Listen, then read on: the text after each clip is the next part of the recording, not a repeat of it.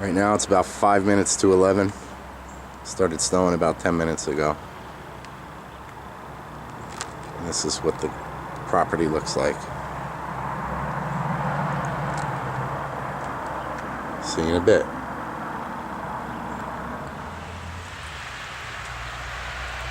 Well, here we are about 2.5 hours later than the clip I just shot. And there's about 1/8 of an inch of snow on the ground. Still falling. It's not supposed to get real bad or heavy until later on. I think right now it's about 20 after 1, I'm guessing. I'm not quite sure. But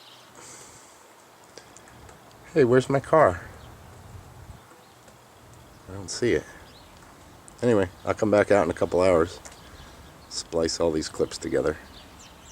Peace out. Alright, it's 3:45. It's not really snowing too bad. Roads look good. I mean, dude's got a trailer right there, for crying out loud, so how bad can it be? I guess I'm done. I'm the only one here. And now it's almost time for me to go. Another hour and 15 minutes. See ya.